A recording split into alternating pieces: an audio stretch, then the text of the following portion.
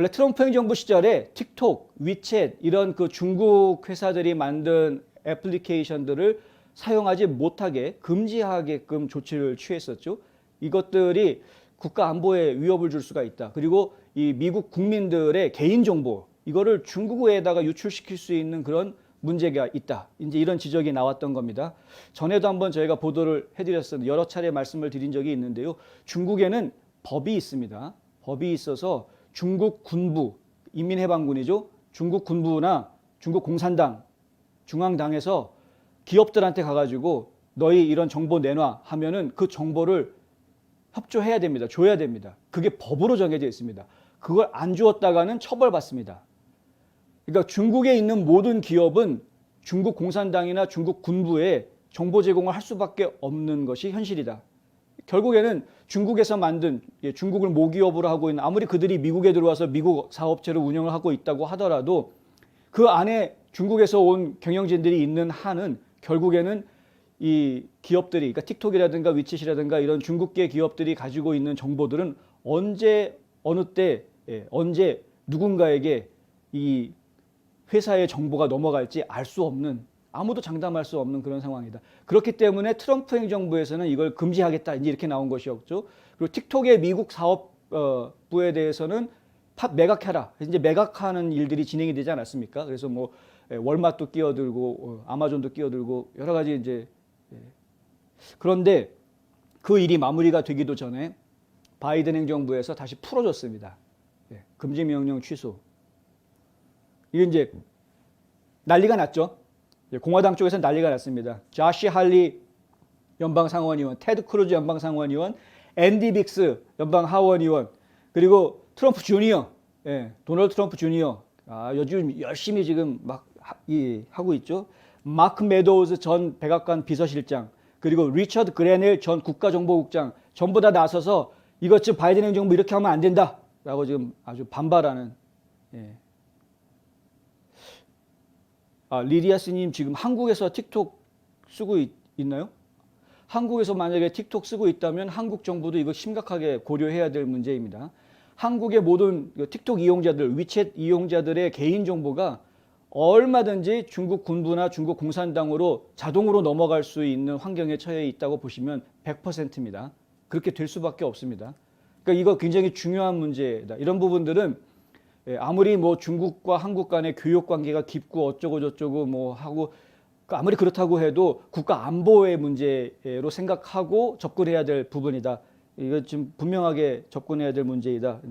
장사하는 거하고 안보를 주고받는 거하고 이거는 전혀 차원이 다른 이야기입니다.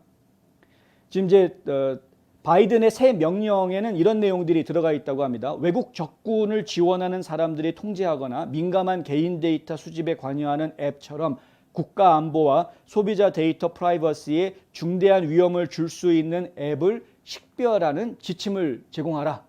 그러니까 이제 이제부터 연구해가지고 제공하는 것이고 연방 상무부에서 이 업무를 맡았습니다. 저는 이 부분도 마음에 안 드는데요.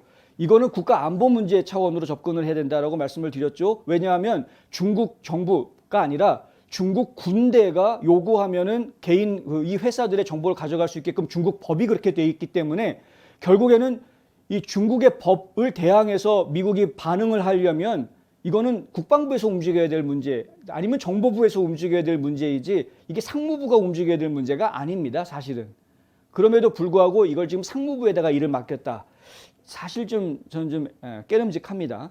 연방 상무부에다가 틱톡, 위챗 및 중국 공산당에 연결된 법인이 개발하고 설계하고 제어하고 또는 제조하는 앱을 검토하라라고 지금 명령이 떨어져 있는 것인데 이걸 상무부에서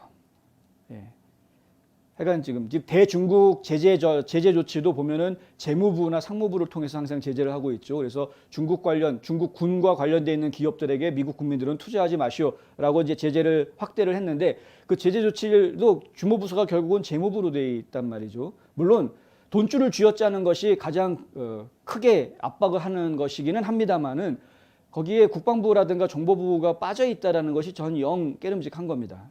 지금 확실하게 좀 해야 되는 것 아니었나라는 생각이 드는 것입니다. 할리 의원 같은 경우는 트위터에 이렇게 이야기했습니다. 이것은 중대한 실수다. 중국의 증가하는 기업 영향력에 대해 놀랄 정도의 안일함을 보여주고 있다. 그래서 바이든 행정부가 너무 안일하게 행동하고 있는 거다. 이렇게 하는 것이죠. 빅스 하원 의원 같은 경우에도 이런 이야기를 합니다. 바이든이 한 지시는 트럼프가 미국 안보를 지키려는 노력을 또 한 번 뒤집은 것이다. 다시 한번 중국을 달래고 있다. 바이든은 지금 또 중국 달래주고 있다. 예. 중국 기업들의 미국 국민들 투자하지 말라라, 투자하지 못하게 하는 그 기업 숫자를 조금 더 늘렸었죠. 트럼프 때 48개까지 늘렸던 거를 바이든이 59개로 11개 더 늘리지 않았습니까? 근데 조금 더 늘린 건데 그렇게 늘려놓고 한쪽에서는 제재한다고 이렇게 쇼해놓고 이쪽에 가가지고서는 야, 틱톡하고 위챗은 내가 풀어줄게 걱정하지. 뭐 이런 식으로 지금 이상한 딜을 하고 있는 것 아니냐, 달래고 있는 것 아니냐 이런 이야기입니다. 메도즈 전 비서실장 같은 경우에는 조 바이든은 중국에게 책임을 물을 의도가 전혀 없어 보인다. 책임을 물어야 되는 건데 지금 코로나 바이러스 얘기 나오지 않았습니까? 우한에서 이거는 인간이 만든 바이러스가 유출된 것이다. 그 증거들이 지금 속속 이야기가 되고 있는 상황 아닙니까? 물론 정보부처들한테 90일 안에 보고서 써내라라고 지시를 해놓긴 했습니다만은 어찌됐건 간에 지금 이야기들이 쭉 나오고 있어요. 트럼프 대통령이 오죽하면 답답하니까 전직 대통령이 나서가지고 중국은 10조 달러 보상해라 이렇게 막 소리치고 있는데 지금 현직 대통령도 좀 그렇게 해야 되는 것 아니냐 이거죠. 나서서 야 니네들 이거 보상해 잘못했어 너희 잘못했어 이렇게 하면 안 돼. 밀어붙였어야죠.